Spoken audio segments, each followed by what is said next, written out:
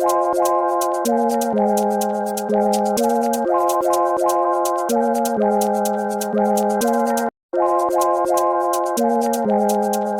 right, everyone, good afternoon.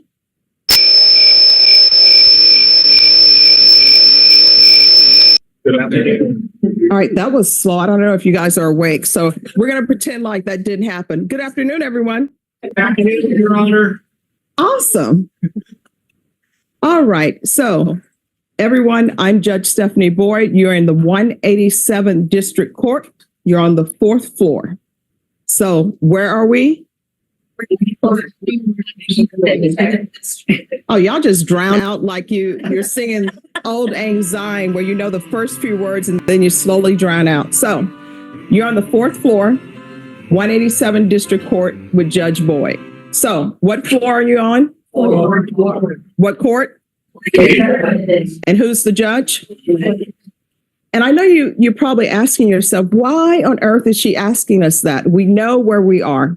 This is the reason why I asked you that and how people to repeat it is because whenever we take a break, what that means is that you all have to leave the courtroom. Nobody's allowed to stay in the courtroom except for attorneys for the state and the defense when we take a break. And when we do that, believe it or not, sometimes people get lost. We've had people who have tried to go on other jury panels because they were lost.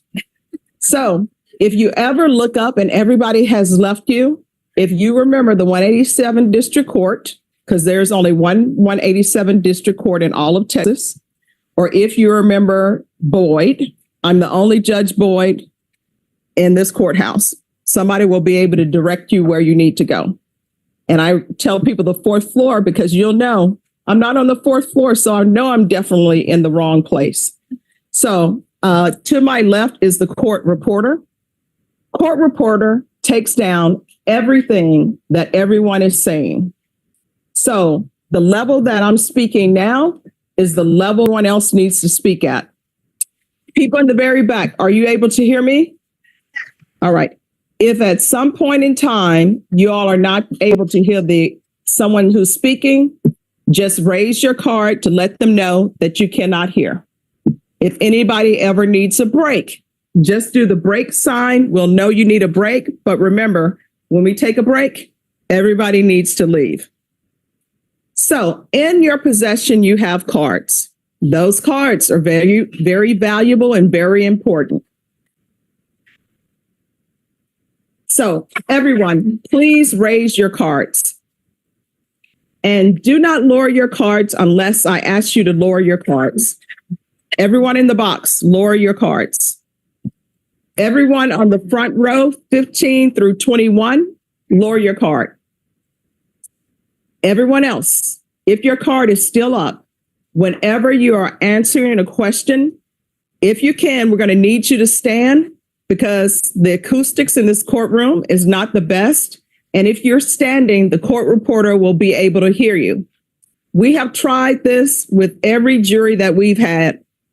And we try cases in this court, probably about 4 cases a month. And no jury has ever been able to follow those instructions. And I always end by saying, but I have faith that you guys can follow that instruction. So I have faith that you will be able to follow that instruction. So you can lower your cards.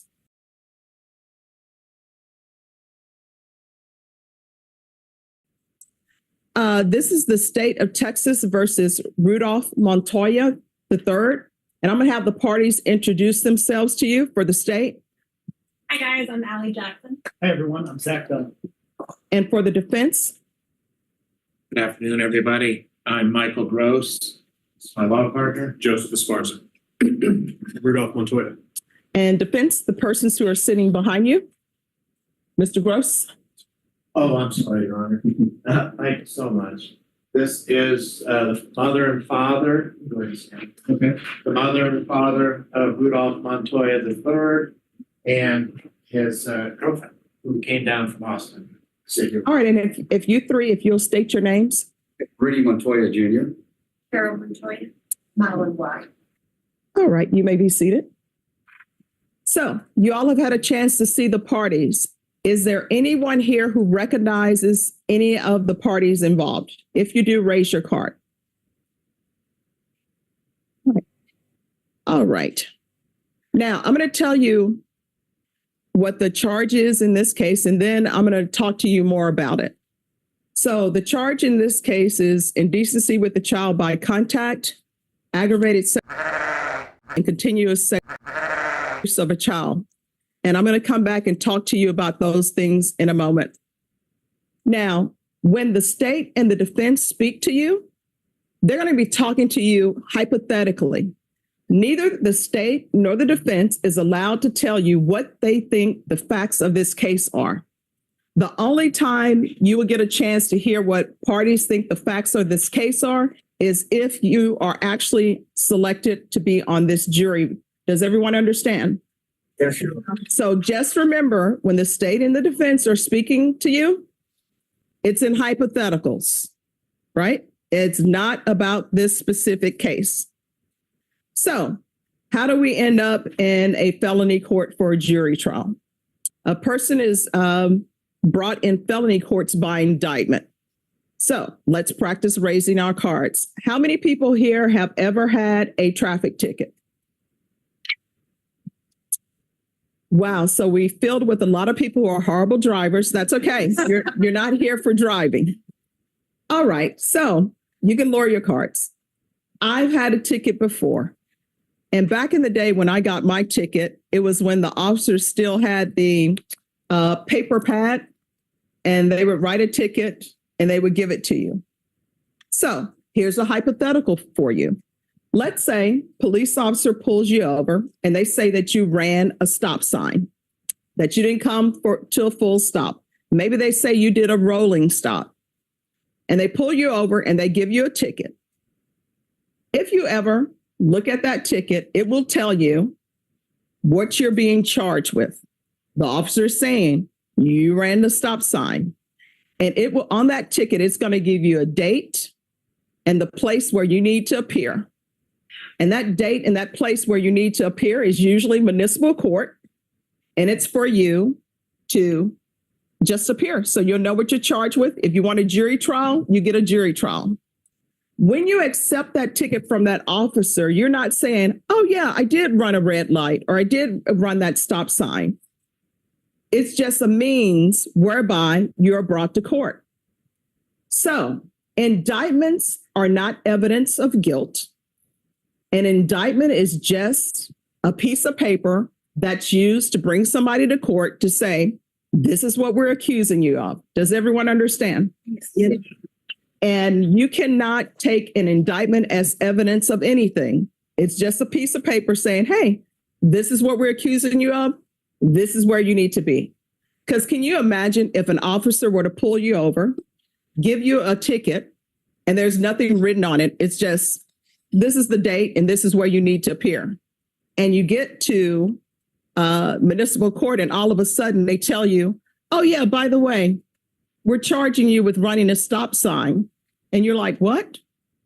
You see how that would be? So indictments is to let somebody know this is what you're being accused of, and this is where you come to court to address those issues. Does everyone understand? Yes. So it's not evidence of guilt, and it cannot be used for any purpose whatsoever. Does everyone understand? Is there anyone here who cannot follow that instruction? Is there anyone here who thinks just because Mr. Montoya is here under indictment that he is guilty of anything? Okay. Now, the next thing I want to talk to you about is certain rights that people who are charged with offenses have. They have a right to remain silent. I'm sure some of you have seen Beretta, Mannix, Paper Chase, The Practice. Thank you. We connected, so I know you've seen that. Everybody else is pretending like they're so young, they've never seen that. All right, so you have a right to remain silent. What does that really mean? That means that you cannot be called to testify. I've been a defense attorney, I've been a prosecutor. There are many reasons why somebody may not testify. For example, you may have a client who has a speech impediment. You may have a client who's just nervous about testifying. And usually when people talk about credibility, they will say, oh, was that person sweating? Did that person make eye contact? Of course, sometimes people consider these things, but sometimes you have somebody who's just extremely nervous.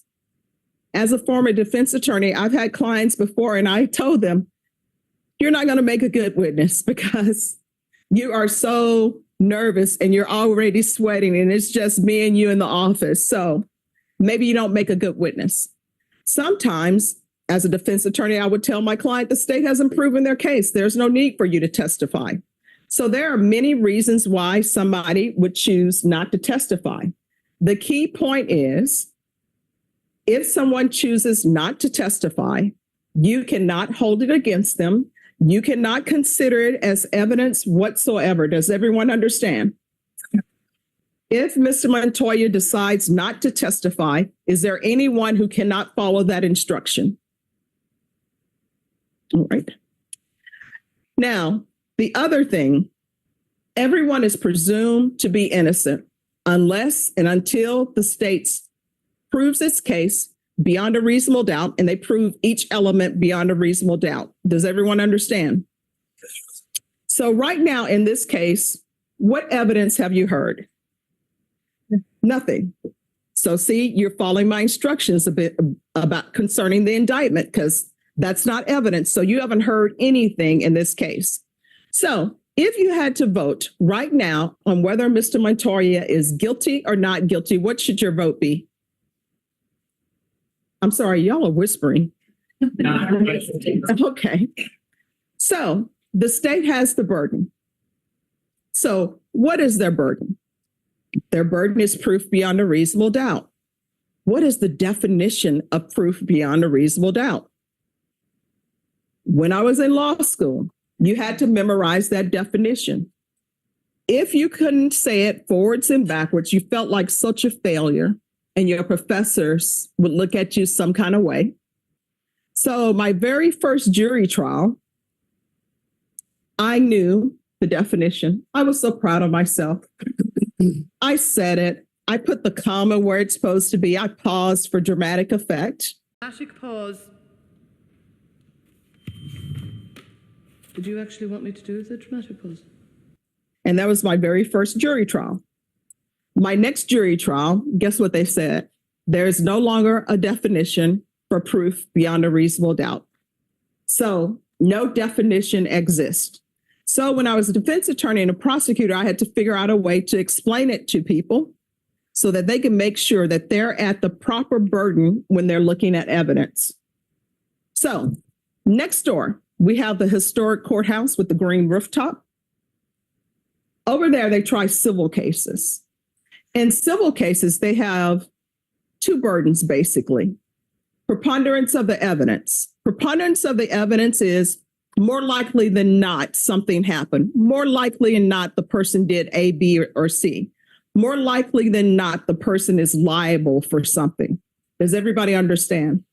Yes. So if you're ever on a jury trial, and it's a criminal jury trial, whether you're in misdemeanor court or felony court, if you're ever deliberating and you say to yourself, oh, well, I believe more likely than not this happened, you know you are not at the proper burden because the proper burden of proof is proof beyond a reasonable doubt.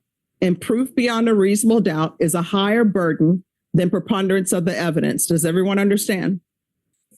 The other burden on the civil side, which is their highest burden, is what's called clear and convincing evidence. Clear and convincing evidence, it's evidence that's used to terminate someone's parental rights. So what does that mean? That means that the government is saying you are a danger to your child. You should not be a parent to this child. And they terminate your rights so that you are no longer that child's legal parent. That's the burden for terminating someone's parental rights. Proof beyond a reasonable doubt is a higher burden than terminating someone's legal rights to be a parent. Does everyone understand? Now, fairness. What does fairness mean? I know that everybody heard what the charges were, and sometimes people say, curses, why couldn't I get a car accident or get something else, right? Guess what? We can't have jury trials unless we have jurors to listen to cases. And I understand that for some people, some cases are harder to hear than others. Usually both parties will say, let's assume that you wake up and your car has been burglarized. And then you come down to be a juror and you realize the case that you're to hear is a burglary of a vehicle. Maybe you're not the best juror for that. That's usually the hypotheticals people use. I always say that's not the appropriate hypothetical. This is the appropriate response.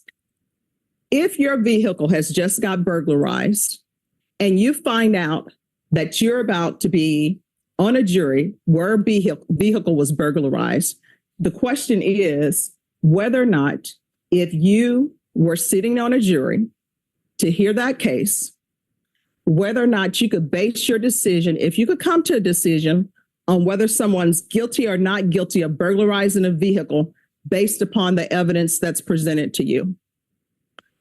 For example, every one of us comes into court and we have our own background, things that have happened to us. Nobody came into this courtroom brand new with no experience. Am I right on that? Everybody probably knows someone, maybe someone who's been abused, be it sexually or physically or emotionally. So the question becomes whether or not, if you were selected on this jury, you would be able to base your decision on whether someone is guilty or not guilty, if you can come to the decision based upon the evidence that you hear in this court. So when people say, can you be fair? That's really the question.